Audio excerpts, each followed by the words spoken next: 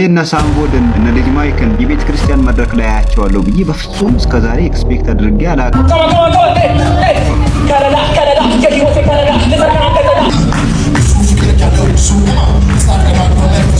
እኛ ጴንጤ ሴቶች በጣም ተበላሽተን ቸርች ስንሄድ በእውነት ቸርች ለመሄድ የሚለበስ ልብስ አይመስልም የምንለብሰው። ካንተ አፍ ቃል ይጠብቃል። ልክ አሁን እኔ እንዴ ሰል ወንጅሩ ቹአር ከእግዚአብሔር ከአባታችን ከጌታም ከኢየሱስ ክርስቶስ ጸጋና ሰላም ይብዛላችሁ። እንደምናላችሁ ወዳጆች፣ እንደተለመደው ቪዲዮ ለብዙዎች እንዲደርስ ማድረግ እንዳትረሱ። እስከ ፕሮግራም ፍጻሜ አብራችሁን ቆዩ። ወደ ቪዲዮ እንለፍ። እኔ በዘሬ ከምትመጡብኝ መንግስተ ሰማያት ከፈለገ ይቀር ብሏል። እስከዚህ ድረስ ሰዎች ከባባድ ድፍረት ውስጥ ገብተዋል። አያችሁ፣ መንፈስ ቅዱስ በኃይል እየተናገረኝ ነው ያለው። ሰዎች ዛሬም ድረስ ከቋንቋ ፖለቲካና ቤተክርስቲያን ካለችበት ከፍታ አንጻር ከተጠራችበት ሚሽን አንጻር ትሪት የማያደርጉ ቅርብ አደሮች በዝተውብናል። ወንጌላችን ግን የሰማይ ነው። አያችሁ፣ እኔ አሁን ማን ነው ዘመድ እዚህ መካከል ነው ስጋዬ ብዬ እንትን ብዬ የመጣሁለት የለም። ማን ነው እንትና እኮ እንትና ብዬ አልመጣም። ያስማማን ወንጌል ነው። ይሄ ወንጌል ነው። አንድ አባት ኢየሱስ ጌታ ነው። አንድ አባት ስላለን ይኸው ሰብስቦናል። ሩቅ ነኝ ያለው ግን ጠርታችሁኝ ይኸው የአባታችን ልጅ አስተምረን ተናገረን አላችሁኝ። ለሁላችሁም ያለኝ አንድ ልብ ነው፣ የአባቴ ልጆች። ከሁሉ የሚለቅ እውነት አለን፣ እሱም ኢየሱስ የሰጠን እውነት ነው። ስለዚህ አደራችሁ። እንዴት ነው ኬት አካባቢ ነህ እንትና እንዴ ሃሌሉያ የሚል ሰው ካለ ቀስ ብላችሁ ማለት እግራችሁ ጌታ ይገስጽ ብላችሁ ከሱ አካባቢ ዞር በሉ፣ እንዳትገኙ እሱ ሰውዬ አካባቢ። እሺ። ድንገት ደግሞ አሁን የመጣው ነገር ምንድነው? ድንገት ሰላም ሀገር ሰላም ያለው ሰውዬ ተቀምጦ እያወራ እያለ ድንገት ማለት ነው በጨረቃ ይነሳበታል። እንዴ እንትና እንዴ ከዛ በቋንቋቸው ይጀምራሉ። እዛ ያለው ሰውዬ ጦጣ ይሆናል፣ ግራ ይገባል። ኮንሰፕቱም ተበላሽቷል። ወገናዊነት፣ ወገንተኝነት ምናምን እኮ ይሄ ከመጽሐፍ ቅዱስ ውስጥም ተንጸባርቆ የኖረ ነው። ግን መጽሐፍ ቅዱስ ለትምህርታችን ነው ተጻፈ የሚለው። መጽሐፍ ቅዱስ ግን የእግዚአብሔር ቃል ሲናገር ከነገር ከቋንቋ ለአባቱ መንግስት ካህናት እንሆን ዘንድ እሱ ዋጅቶናል፣ ከሕዝብ ሁሉ ኢየሱስ ያድናል። ስለዚህ የዳነ ሰው ብዙ ነገሮች ያረግፋል። መስቀሉን ተሸክሞ ይከተለኛል መስቀሌን አይል መስቀሉን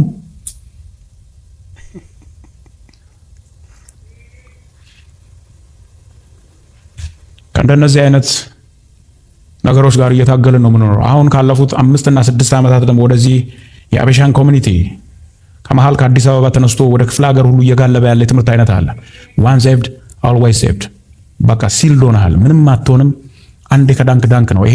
ይሄ ስጋህ ቢዘሙት ምናምን ብታደርግበትም ቱታ ነው። ምክንያቱም ስጋህ ሊረክስ ይችላል እንጂ ነፍስህንና መንፈስህን ስለማይነካ ስጋህ ወደ አፈር ይገባል፣ መንፈስህ ግን ሲልድ ስለሆነ ወደ ላይ ነው የሚሄደው የሚል ትምህርት አለ። ስለዚህ ብዙ ወጣቶች የመጠጣት ሱስ ውስጥ የመዘፈቅ ከባባድ ሴክሹዋል ኢሞራሊቲ ውስጥ ግብረ ገብ የሌለበትና ክርስትናን ፈጽሞ ወደ ታች ሊቀብር የሚችል የህይወት አይነት እየተከተሉ ቤተክርስቲያን በብዙ እየተሰቃየች ትገኛለች። እዚህ አካባቢ በምን አይነት ሁኔታ እንደምትኖሩ ብዙ ባላቅም ይሄው ግን ባልሸሹም ዞር ያሉ አይነት ነገር እንደሆነ አውቃለሁ። ብዙዎች ነው ይሄን ትምህርት በመጨረሻ ላሰማቸው የፈለኩት። ከዚህ በፊትም ተናግሬዋለሁ። ሰው መንፈስ ነው ብሎ የሚናገሩ እንዲሁም ደግሞ ሰው ኃጢአትን ራሱ ቢሰራ በስጋው አንዴ መንፈሱ ከጸደቀ ኃጢአቱ በስጋው ላይ ስለሚሆን ስጋው ላይ ኮራፕት ቢሆንም ችግር የለውም፣ ምክንያቱም መንፈሱ ነው መንግስተ ሰማያትን የሚወርሰው አይነት ነገር ነው። እንግዲህ እነ ሐዋርያው ዘላለም እነ ፖዝ የሚያመጡት ማለት ነው። እስቲል እስካሁንም ፕራክቲካል ነው ይሄ ነገር እየተደረገ ነው። ኒው ክሬሽን ቸርች ባለራይና መሪው ጃፒ ዛሬ የሚለን ነገር አለ፣ እንመለከተዋለን። እሱን አብረን የምናየው ይሆናል። እንዲሁም ደግሞ ወንድማችን ኤፍሬም የሳተበትን መንገድ በዚህ ይህ ትምህርታዊና ሰዎችን የምናቀናበትና የምናስተምርበት እንዲሁም ሰዎችን የምናንጽበት የዩቲዩብ ቻናላችን ነው እንጂ ሰዎችን የምንነቅፍበት ብቻ አይደለም። የምነቅፍብህ ነገር አለኝ ይላል መጽሐፍ። እውነት ነው፣ የምንነቅፍባቸው ነገሮች አሉ፣ እኛ ላይ የሚነቀፉ ነገሮች አሉ። ነቀፋውን ግን በእግዚአብሔር ቃል እውነት አስደግፈን ሰዎችን ለማቅናት እንጂ ለመስበር ሳይሆን እንሰራለን ማለት ነው። ምናልባት ከሰማችሁት በትምህርት ንፋስ እንዳትወሰዱ ተፍገምግማችሁም እንዳትጠፉ የሚያደርግ የእግዚአብሔር ቃል እውነት በዚህ ቻናል ታገኛላችሁ። ስለዚህ አሁን ቀጣይ ቪዲዮ እናልፋለን። ነብይ ከሌና ግቢ ያለኝ የእግዚአብሔር ሰው 100% እኮ ነው የሚያምኑት። እኔ ይገርመኛል። ዳዲ ይሉታል፣ አንዳንዱ ባባ ይሉታል። ሲያቆላምጡት ምን ባባ ነው ምን ዳዲ እሱ ካለኝ ውጭ አንድ እርምጃ አራመዱ የሚሉ አሉ። ጉድ ነው እኮ ሰው ራሱ ለሰው እንዴት ይሰጣል? እንደኔ እኮ ሰው ነው እሱ።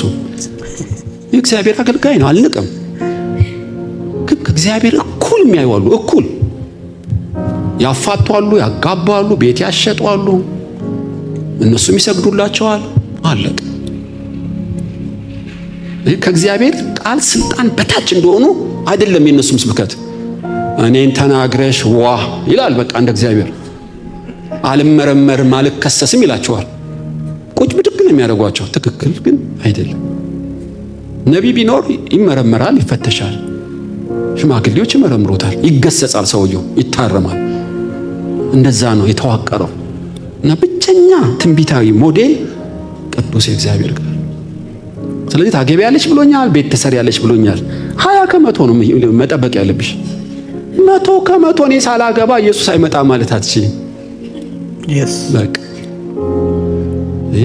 ስለዚህ ሊሆን ይችላል ላይሆንም ይችላል። እናቴን ትፈወሻለሽ ብሎ የእግዚአብሔር ሰው ሞተች አላምንም ይሄ መጽሐፍ ቅዱስ ያሉ አሉ። ኧረ እባክሽ ነብዩ ነው እንጂ ያለው እግዚአብሔር አላለም። ከጌታ ይኮበለሉ ቤታቸውን ያሸጧቸው በደርዘን ልነግራችሁ ይችላል። መድኃኒት የጣሉ የእግዚአብሔር ሰው አለና እንካሽንት ቤት ኧረ እባክሽ ተይ እንደሱ አይደለም። ጸጋ ይዛሉት ኬስ እና ለምን ጣልሽ? የእግዚአብሔር ሰው ብሎኝ ራስሽን ነው የሚጠይቅሽ፣ ሰውየውን አይደለም። ከእግዚአብሔር እኩል ከመጽሐፍ ቅዱስ እኩል የምናወዳድረው የምንቀበለው ከሰማይ በታች የለም። አስተማማኝ መልህቅ 7 ጊዜ ከነጠረ ወርቅ የነጠረ ብቸኛ መድኃኒት ቅዱስ ቃሉ ነው። እና እውነተኛ የትንቢት ሞዴል የእግዚአብሔር ቃል ነው የምላችሁ። ባለፈው እንዳልኳችሁ የእግዚአብሔር ቃል እውነት የማይሻር እውነት ነው። ከትንቢት ሁሉ የጸና ቃል አለን ነው የሚለው መጽሐፍ። ስለዚህ የእግዚአብሔር ቃል ነው የጸናው፣ ሊሳሳት የማይችለው፣ ሰዎችን የሚያነሳው ኢንፋሊብል የሆነ ማለት ነው። በዘመናት መካከል አባቶች ሲመሰክሩለት የነበረው የእግዚአብሔር ቃል ሊሳሳት የማይችል ነው። የጸና የትንቢት ቃል ነው። እስከ ፍጻሜው የሚኖር ነው። ኦኬ ሰማይና ምድር ቢያልፉ ይሻላል ይህ ቃል ከሚያልፍ ብሎ ነው ክርስቶስ የተናገረውና ይህ ቃል የእግዚአብሔር ቃል ነው። ወደ እግዚአብሔር ቃል እንድንመለስ ለማድረግ ነው እንግዲህ ሐሳቡም እውነታውም ይሄው ነው። በሌላ ነገር ቀልድ፣ በሌላ ነገር አሹፍ።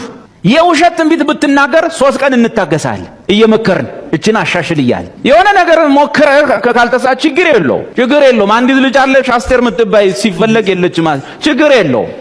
አስቴር ሌላ ቀን ስለምትመጣ ቀኑ ተሳስቶብህ ሊሆን ይችላል። ችግር የለውም፣ እንታገሳለን። እሷም ትንሽ ቀን ነው የምንታገስ።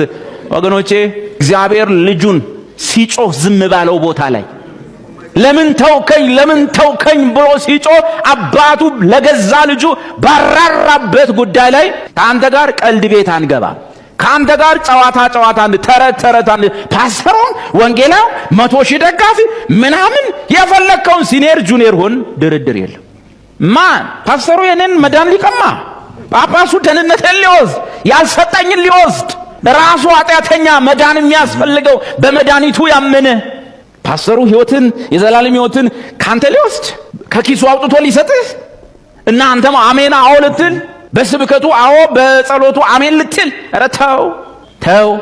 በድነታችን በነገረ ድነታችን የሚመጡብን አስተማሪዎች ጋር መሸሽ ነው ያለባችሁ፣ ተኩላዎች ስለሆኑ ማለት ነው። መዳናችሁን ያረጋገጣችሁ ክርስቲያኖች መዳናችሁ የተፈጸመች ናት። እኔ የምነግራችሁ አንዲት የጸናች ቃል አለች። መዳናችሁ የተፈጸመ ነው። የተፈጸመው በክርስቶስ ኢየሱስ የመስቀል ሥራ። በዛው ባላችሁበት መዳን ግን መዳናችሁን እንድትፈጽሙ ቅዱስ ጳውሎስ በፊልጵስዩስ መልእክቱ ምዕራፍ 2 ቁጥር 12 ይናገራል። በዚያ መዳን ውስጥ መጽናት አለባችሁ። ያንን መዳን ግን የሚያሸብሯችሁ አልዳናችሁም ልትድኑ ትችላላችሁ ምናምን የሚሏችሁ ሰዎች መሸሽ ነው ያለባችሁ ነው ዋናው መልእክቱ። የኢየሱስ ክርስቶስ ስም ይፈውሳል። ሳሙና አይፈውስም፣ ዘይት አይፈውስም፣ ሃይላንድ ውሃ አይፈውስም፣ ስሙ ይፈውሳል። ዘይት በሌለበት የኢየሱስ ስም ይፈውሳል። እስቲ ይሄ አሜን በሉ ከገባችሁ። የማንም ነቢይ እንትፍ ምራቅ በሌለበት ቡራኬ በሌለበት የኢየሱስ ክርስቶስ ስም በጓዳሽ ይፈውስሻል፣ በጓዳህ ይፈውስሃል። በጓዳዬ ሲፈውሰኝ አይቻለሁ። የፈውስ መሳሪያ እሱ ከሌለ ፈውስ እንደሌለ በማስተማር ህዝቡ እንዲህ አይነት ቦታ ኮንፈረንስ አለ ሲባል ሳንቲሙን ቋጥሮ ይሄዳል። ዘይት ግዢ መጽሐፍ ቅዱስ በቤቱ የለው። መጽሐፍ ቅዱስ ተደርድሮ በራፍ ላይ ቢያይ እሱን አይገዛም። ብልቃጥ ዘይት ይገዛል። በሽታ፣ ህመም፣ በጋብቻና ፍቺ ዙሪያ በአጠቃላይ ጾታዊ ግንኙነት ላይ ግልጽ የሆኑ አዲስ ኪዳናዊ መርሆችን የጣሰ ትምህርት ይሰጣል። ወጣቶች በፍቅር መተሳሰብ ሲጀምሩ አብረው እንዲተኙ ይበረታታል ከጋብቻቸው በፊት። በኋላ ከተጋባችሁ በኋላ በግብረ ሥጋ ግንኙነት ባትስማሙ ከምትፋቱ ቀድማችሁ ተሞካከሩ ይሏቸዋል። ይዟቸዋል። የእግዚአብሔር ቤት በምንዝርና ተሞልቷል። የእምነት እንቅስቃሴ ትምህርቶች ቁሳዊ ብልጽግናን የመንፈሳዊነት መለኪያ አድርጎ ማስተማር። መደህየት የለብህም፣ ማጣት የለብህም። ክርስቲያን መበልጸግ ነው ያለበት። ሀብታም ነው መሆን ያለብህ። መደህየት አትችልም ከሆነ እምነት ደካማ ነው ወይም ክርስቶስን አላመንክም አላገኘኸውም እየተባለ የእምነት እንቅስቃሴ ቁሳዊ ብልጽግናን የመንፈሳዊነት መለኪያ አድርጎ ማስተማር። ስነ ክርስቶስን አስመልክቶ ስነ ሰውን አስመልክቶ ወዘተርፈ የሚሰጡ ትምህርቶች ዘመም ያሉ ናቸው፣ ግን ብዙ ሰው አያስተውላቸውም። ሁለተኛው ህመም የጸጋ ስጦታዎች አጠቃቀም ችግርና የጸጋ ስጦታዎችን ለግል መጠቀሚያ ማድረግ እየተስፋፋ ነው። ሀይ የሚለው ገደብህን እየጣስክ ነው፣ እዚህ ጋር ቆም በል የሚል ደፋር መሪ አላየሁም፣ አልሰማሁም። እኔ በበኩሌ የመንፈስ ቅዱስ ጸጋ ስጦታዎች አጠቃቀምን አስመልክቶ ማሰብ ትችላላችሁ። በተለምዶ 12ቱ ከሚባሉት የጸጋ ስጦታዎች መካከል በተለይ የእውቀት ቃል መገለጥ የሚባለው የእምነት ስጦታ፣ የመፈወስ ስጦታ፣ ትንቢት፣ ልሳን፣ እነዚህ የመሳሰሉት በአሁኑ ጊዜ መነገጃ መሸቀጫ ሆነዋል፣ ሸቀጥ ሆነዋል። እጅ ጫና አድርጎ በላምጣ ገንዘብ፣ አንድ የትንቢት ቃል ተናግሮ አምጡ ገንዘብ፣ አንድ የፈውስ መልእክት አስተካክሎ ተፈወሰም አልተፈወሰ ገንዘቡን አምጣ ቀድመ ሆነዋል። የእነዚህ ስጦታዎች ትክክለኛ ትርጉማቸውን ካለመረዳት ጀምሮ አጠቃቀማቸው ላይ አለማወቅ ብቻ አይደለም፣ ድፍረት፣ በጣም ኃይለኛ ድፍረት በተሞላበት መንገድ ለንግድ እየዋሉ ነው። እግዚአብሔር ይድረስልን፣ ይድረስልን ወገኖች፣ ጣልቃ ይግባ። መሪዎች ፈርታችኋል አውቃለሁ። ምክንያቱም እዚህም ያ ብዙ ከትውልዱ አብዛኛው ተመለስ ቢሉ ስለማይመለስ ነገር ከምንጎረጉር ብላችሁ መሪዎች በፍርሃት ዝም ብላችኋል። የአቅሜን ያህል ልናገር። እዚህ ያላችሁ ሁላችሁም አድምጡ። ስህተት ነው፣ ስህተት ነው። ጸጋ አይሸጥም። በነፃ ተቀበልን፣ በነፃ እንሰጣለን። ክብር ለጌታ እግዚአብሔር ይሁን። በነፃ ሰጥቶናል፣ በነፃ እንሰጣለን። የእግዚአብሔር ቃል እውነት የሚያስተምረን እንግዲህ መጋቤ ታምራት ኃይሌን እግዚአብሔር ዘመናቸውን ይባርክ። በድፍረት ቃል እንግዲህ ወጥተው በዚህ ዘመን መካከል አባቶች ወዴት ናቸው በምንልበት በዚህ ጊዜ ወጥተው እሳቸው መገሰጻቸውን ሳይ እጅግ በጣም ውስጥ ያረፈ ማለት ነው። አባቶች አሉ ማለት ነው። ምናልባት አባት የሉም ብላችሁ የምታስቡ የፈራችሁ የደነገጣችሁ ካላችሁ ይኸው አባቶች ወጥተው ጀግና አባቶች እንዲህ እየተናገሩ ይገኛሉ። ተቀበሉም አልተቀበሉም የነሱ ነው። ግን ካፋቸው የወጣ ይሄን ነገር ነበር እኔ ስፈልጉ የነበረውና እግዚአብሔር ይመስገን ካውንስሉ ዝም ባለበት ማለት ነው። ካውንስሉ ሆዱን በሚሞላበት ሰዓት እሳቸው ወጥተው ሊናጠቁ ይህንን በድፍረት ቃል ተናግረዋል። ሰምታችኋል። እንዲሁም የቤተ ክርስቲያን መጋቢዎችና መሪዎች ጭራሽ ይፈራሉ ይህንን ለመናገርና እግዚአብሔር ዘመኖትን ይባርክ፣ እርስዎን የእድሜውን ቁጥር ያርዝመው ማለት እፈልጋለሁ። እስኪ ሌሎች ቪዲዮዎችንም አያይዘን እንመለከታለን። ዛሬ እስከ መጨረሻው መቆየት አለባችሁ። ቪዲዮውን ላይክ ማድረጋችሁን እንዳትረሱ፣ እንዲሁም ሼር እያደረጋችሁ ለብዙዎች አድርሱ። እስኪ ቀጣይ ቪዲዮውን እንመለከታለን ማለት ነው። ታክሲ ውስጥ የጠየቀችኝ አለ እናንተ ቸርች ዘይት አይሸጥም ያለች የዛሬ ስንት ነግራቸዋለሁ። ዘይት አይሸጥም አለች። በአጋጣሚ ሳወራ ለካ እሷን ደግሞ የሚያውቁ እዚህ ያሉ እንዴ እሷ እኮ የኔ ትለች አሉኝና ደነገሩ እና ግን ዘይት ጠየቀችኝ ማለት ነው ታክሲ ውስጥ። ሰላም ነው ፓስተር፣ እግዚአብሔር ይመስገን ደህና ነሽ አሉ። እናንተ ቸርች ዘይት የለም አለች፣ የሚሸጥ የለም ዘይት። ያልኳትን ታውቃላችሁ፣ ቤተሰቦቿም ስላሉ ታውቃላችሁ። አይ ተሳስተሽ ነው፣ ከኛ ቸርች አጠገብ ቀበሌ አለ ድንገት እዛ ይሆናል ቼክ አድርጊያል። ከዛ እንዲያለችና ማለት በዘይት አታምኑ ማለችኝ። አናምኑ የለማ የለም የጸላችሁ ቸብችቡ የሚል የለም። ጌታ ኢየሱስ ይባርክ። ዴቮ እኔ እኮ በድፍረት ቃል የሚናገር እሱ ብቻ ነው። በእውነት ይመቸኛል። ግልጽ ነው። በቃ ነቢያትም ለዚህ ነው የሚያሳዱት ይህን ሰው። እውነት ያርዝምለት እድሜውን። እሱንም ገና ልጅ ነው። ለብዙዎች ትሩፋት መትረፍ ምክንያት እየሆነ ነው። በአስተምሮቶቹ በጣም ከእግዚአብሔር ቃል ያልወጣ እውነት የሆነ ትምህርት ነውና የሱን ትምህርቶች በደንብ ተከታተሉ። ክለብ ውስጥ ያሉ እያንዳንዱ ነገሮች አሉበት።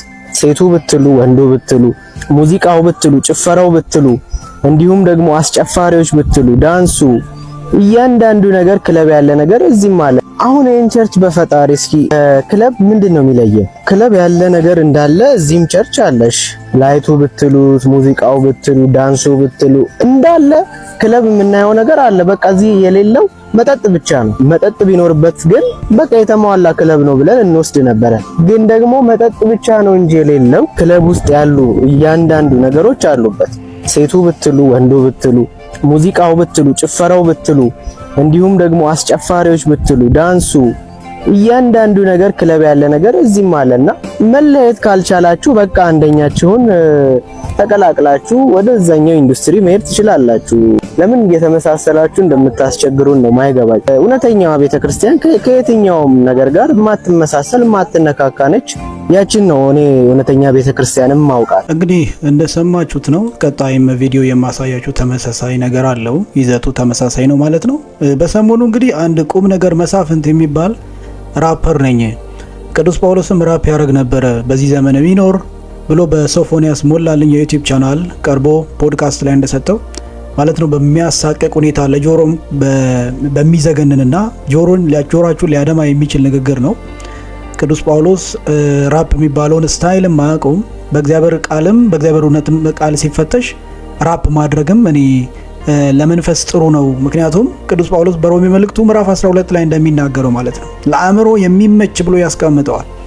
እና ለአእምሮ የሚመች አይደለም አሁን በየክለቡ ምክንያቱም ቸርች አለላቸው እነዚህ ክለቦች ናቸው ወይም የእግዚአብሔር ቤተክርስቲያን ናቸው በደሙ የተዋጀች ቤተክርስቲያን ናት ብዬ አላምንም። ይሄ የእያንዳንዱ የግሉ ሱቅ የሚከፍተውን ቸርች አትበሉት እሺ።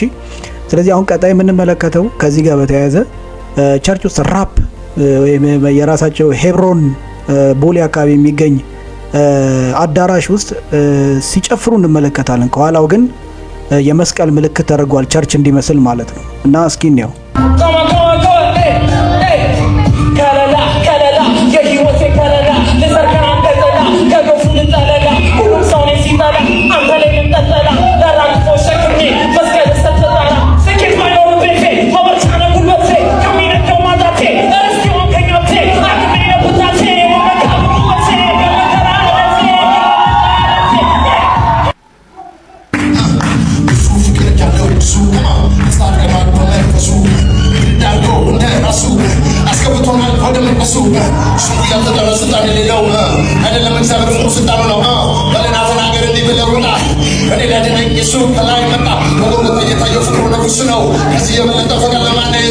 እኔ እነ ሳምቮድን እነ ልጅ ማይክን የቤተ ክርስቲያን መድረክ ላይ አያቸዋለሁ ብዬ በፍጹም እስከዛሬ ኤክስፔክት አድርጌ አላቅም።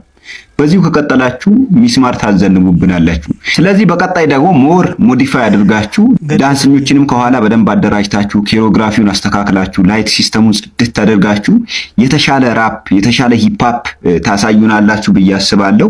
ይመቻችሁ። ግን በዚህ ከቀጠለ እኔ በእርግጠኝነት የምናገረው ኢትዮጵያ ላይ ሚስማር ይዘንባል። ምንም አትጠራጠሩ።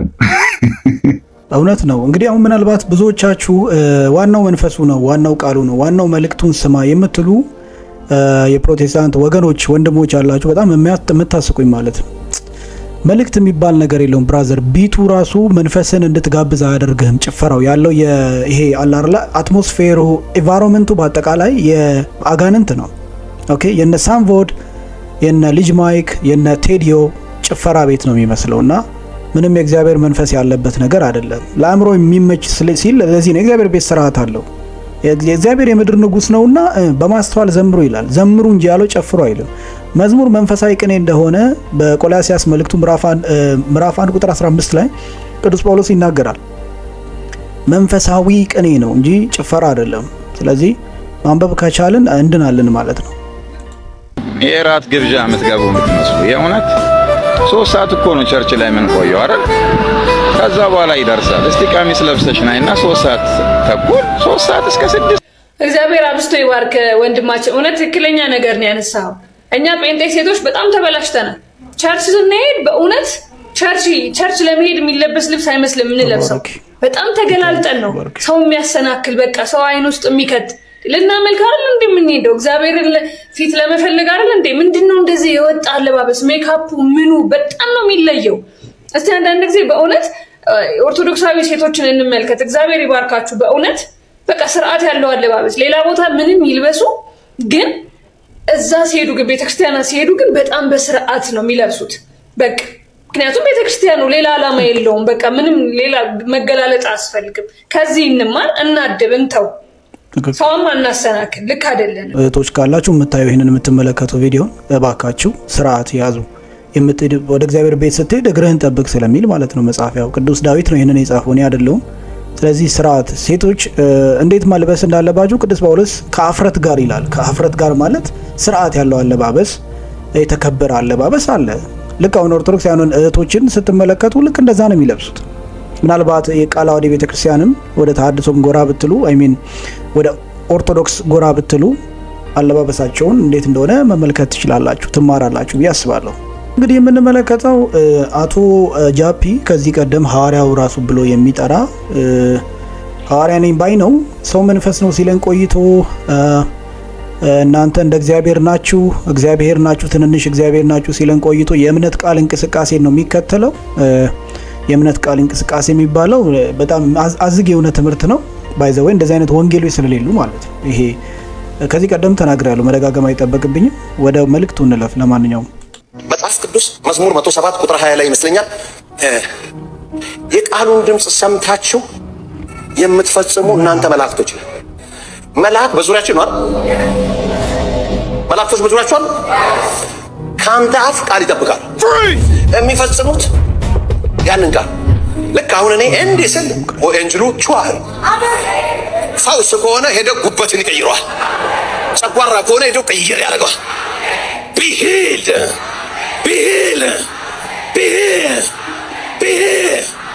የሐኪሙ ሪፖርት ተገለበጠ ስል ኤንጅሉ ይገለብጠዋል። You mighty one, who do his bidding, who obey his word. እኔ አልገባኝ። his HIS his የተባለው የሱን የተባለው የጃፒ ነው ወይንስ የእግዚአብሔርን መላእክት ነው? ቃሉን የምትፈጽመው ብርቶችና ኃያላን የማንን ቃል? የጃፒን ወይስ የእግዚአብሔርን? የቃሉንም ድምፅ የምትሰሙ መላእክቱ ሁሉ የማንን የቃል ድምፅ? የጃፒን ወይንስ የእግዚአብሔርን? ቆይ እነዚህ ሰዎች በትክክል እኛ እግዚአብሔር ነን እያሉ ነው ወይንስ የሚያነቡት ጥቅስ አይገባቸውም? አልበዛም እንዴ? የምሬ ነው ማለት ምንድን ነው እንደዚህ? የሚገርመኝ ደግሞ ህዝቡ እንደው ክፍሉ እንኳን እየተናገራችሁ መዝሙር 103 ቁጥር 20 እየተባላችሁ አንድ ሰው ከዛ ጉባኤ ውስጥ ታዲያ የእግዚአብሔርን መልአክ ነው እንጂ የአንተን መልአክ ነው እንዴ አይልም። በቃ አሜን። ኦ ማይ ጋድ።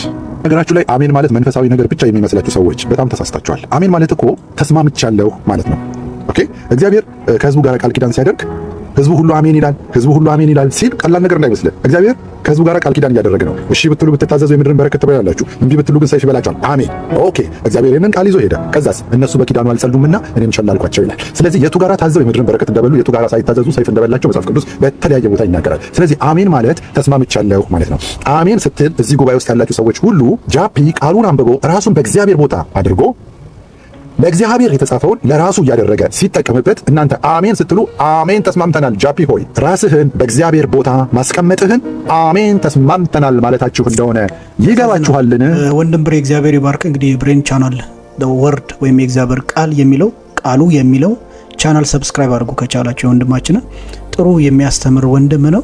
እነዚህ ሰዎች ያው ከዚህ ቀደም ብዙ ጊዜ ተነጋግረናል። ኃይሉ ዮሐንስ፣ ዘላለም ጌታቸው ኢየሱስ ሰይጣኗል ብሎ የሚያምኑ ናቸው። በምድር በነበረ ጊዜ ሰይጣኑ ነበር፣ ሰይጣን ሆኖ ነበር ብሎ ነው የሚያምኑት። ባይዘወይ ራሳቸው ከእግዚአብሔር ጋር እኩል አስቀምጠው እንግዲህ መላእክትንም ሊልኩልን ነው። ኦኬ እንግዲህ ምን እንደምንላቸው ግራ ያጋባል። ምናልባት የመጨረሻውን መልእክት አንዱን አሙቁልኝ እንመለከተዋለን። ውሻ ስጋ እያሳዩት ወዴትም መውሰድ እንደሚችሉት ኤፍሬም አለሙን ገንዘብ ካሳዩት የትም ይሄዳል። ቸርች አይመርጥም። ምንም ይሁን ገንዘብ ብቻ የከፈለው የትም ሄዶ ያገለግላል። ምክንያቱም ነባር ቸርቾች ኤፍሬም አለሙን እንደ ቀድሞ መጠቀም ትተዋል። ኤፍሬም አለሙ ከሆነ ጊዜ ወዲህ ሙሉ ህይወቱን ከሐሰተኛ ነቢያት ጋር እየገፋ ያለ ከዛ በፊትም ያው ብዙ ያው የስፕራይቱም የተከፈተ ስፕራይቱም ነገር ጋር ተያይዞ ስሙ የሚነሳ እና ካገባ በኋላ ምናልባት ነገሮች ይቀየራሉ የሚል ተስፋ ነበረኝ። ግን አሁንም ወደ ወላይታ ሄዶ ሐሰተኛው ነቢይ አስኬ ኮልቻ ከሚባል ሰው ጋር ደግሞ ለአገልግሎት ሳይሆን ያው ለቢዝነስ ሄዷል እና እንግዲህ እግዚአብሔር ይርዳ ኤፍሬም አለ። እንግዲህ ያው አሙቁልኝ ነው። ኤፍሬም ከዚህ ቀደም ነቢያትን አጋልጣለሁ የሚል ሰው እንዲሁም ጭራሽ ቸርችም ከፍታለሁ ሲል ነበር እዛው የሶፎንያስ ሞላልኝ ቻናል ላይ። ያው እሱ ነው የሚጋብዛቸው። እሱም አብሮ በሊታ ስለሆነ አብሮ ስለሚበላ ሆዱን ስለሚሞላ እነዚህ ሰዎች ተባብረው ነው የእግዚአብሔርን መንግስት ሊያጠፉ የሚፈልጉት፣ ሊሰሩ አይደለም። ነፍስ የሚገሉ ነፍስ የሚያጠፉ መድኃኒት ተው እያሉ የሚጨርሱ ነቢያት ጋር ሄዶ ይጨፍራል ማለት ነው። ከአጋንንት ከጥንቆላ ከሟርት ነው እያለ ቢለው የሚናገር ራሱ እኔም እንግዲህ በጣም እኔ እውነቴን ነው ሰው ወዴት እየሄደ እንዳለ ብቻ ያስደንቀኛል። ለማንኛውም ቪዲዮ እንደተከታተላችሁት ነው፣ ለብዙዎች እንዲደርስ አድርጉ፣ ብዙዎች እንዲማሩበት፣ ብዙዎች ነፃ እንዲወጡበት አድርጉ። በሌላ ፕሮግራም እንደዚሁ ተመሳሳይ መልኩ ወደ እናንተ እመጣለሁ። የጌታ ጸጋና ሰላም ከሁላችሁ ጋር ይሁን። ሰላም ሁኑ።